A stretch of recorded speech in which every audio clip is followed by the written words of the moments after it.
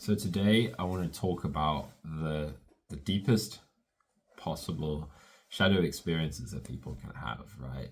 Call it existential fear, call it the fear of death, call it, the spaces where there's the feeling of suicidal thoughts, there's the feeling of this is just too much, I do not want to exist anymore.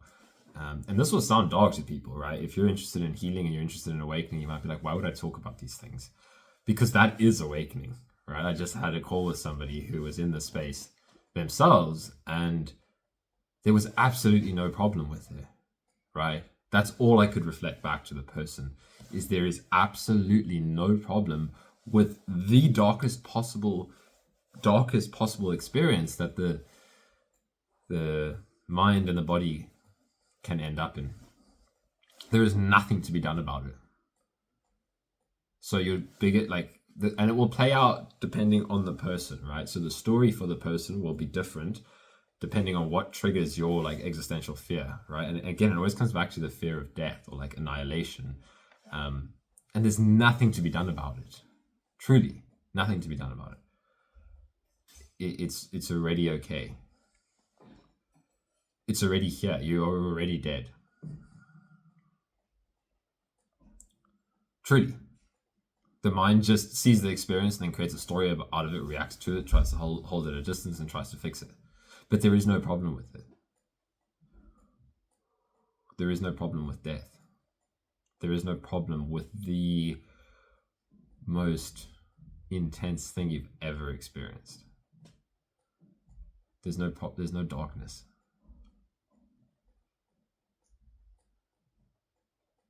Right, so people get interested in like spiritual awakening or healing, right? I talk from both sides, and transmuting the shadow and turning it into this and that. But there's a place where you can't turn anything into anything else, because it is the end of control.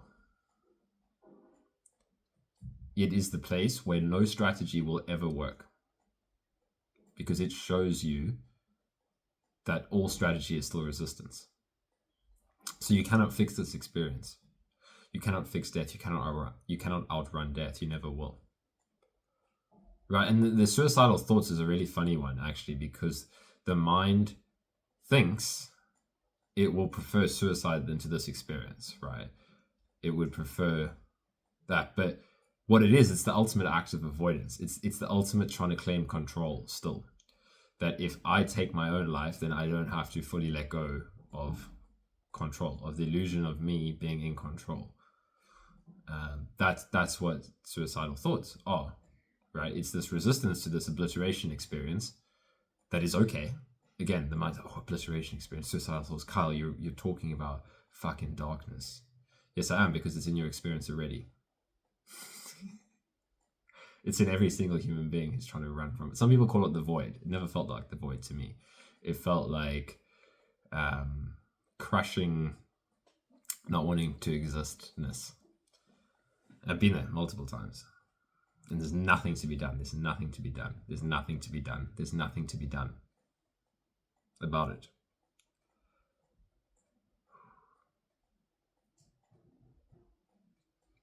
And it's scary, for sure. It's scary, but there's nothing to be done about it. This is the best thing that I can possibly reflect to you, is to not go into the complicity with the one that wants to react to it. It might feel uncompromising. It might feel uncompassionate, but it's not. It's coming from the space that I want you to show you that there is nothing wrong with you and your darkest possible experience, the darkest part of you. Or it might, like I was speaking to someone and it felt like an external entity. It felt like this darkness that was invading their life or that was going to overtake them. So it might not feel like you, but everything is already you. So there's nothing that cannot be met.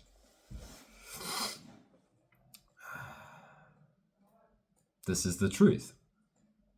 There's nothing that's outside of this. So people talk about oneness.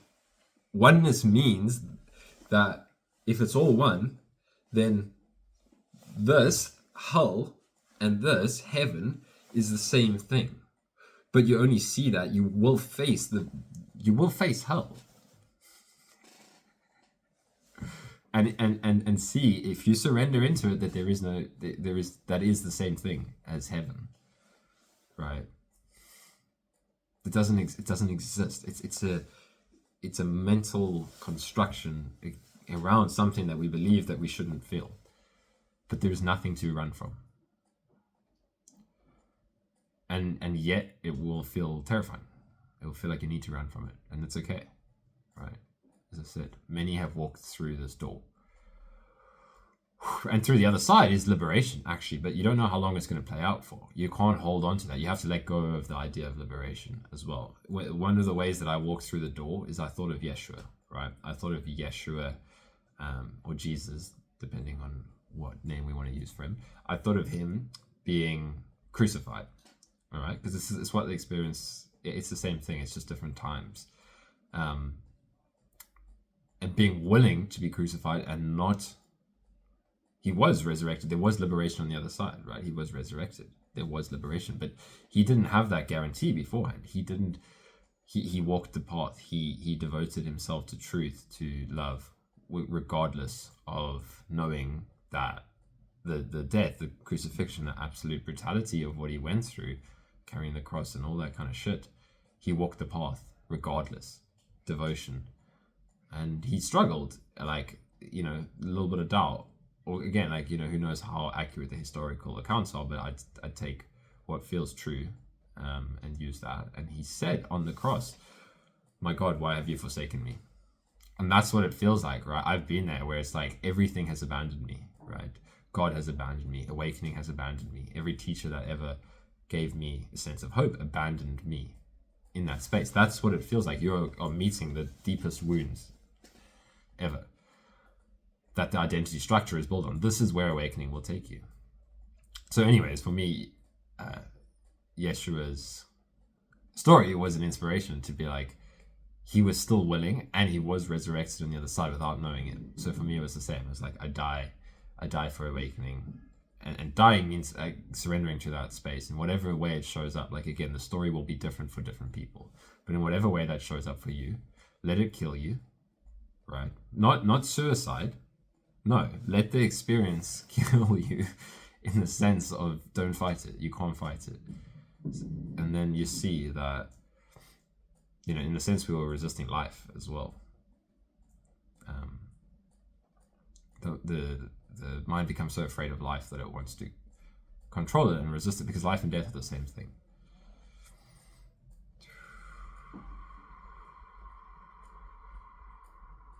So it is okay. You can go there, and the mind will try to react to it. And if you believe the reactions, it will get very complicated. But these darknesses, these hull realms, these deep shadows, it's all awakening. It's all already here. You haven't gotten lost. So all I can reflect back to you is it's okay already, and you can walk through the path. And there's no strategy. There's no strategy. You lose every strategy. Life says leave everything at the door. Everything. You walk through naked, right? This is exactly what Yeshua did. He lost everything, right? Everything completely. Yeah, walking down the street with a cross on his back, being spat on by life, and still walking the path. You can do the same thing.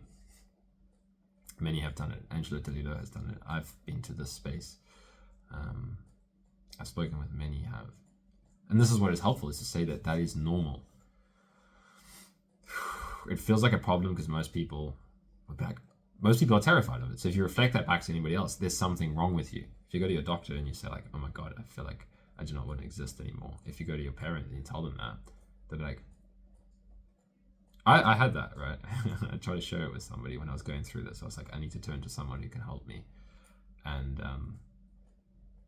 I could feel their resistance to that, like this judgment that's wrong for you to feel that way. So I want to give it back to anybody else that it's not wrong for you to feel that way. That's what we're here to do, is to offer ourselves for what we never had. Or that's what I feel called to do, right?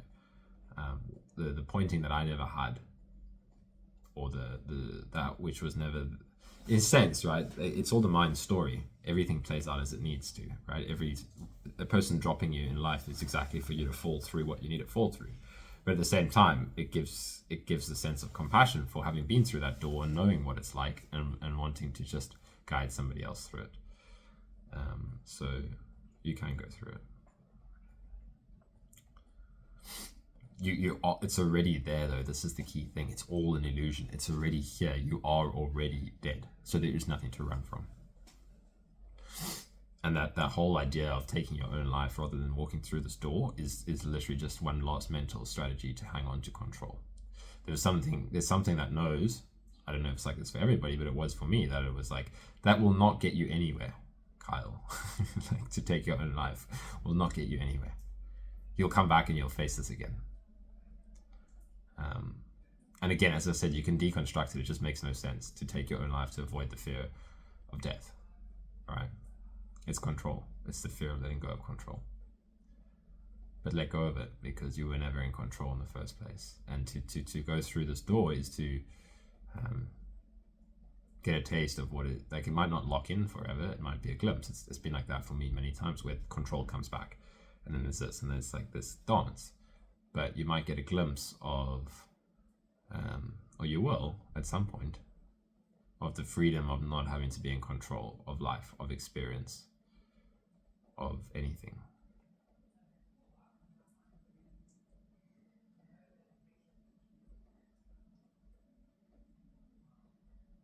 All right.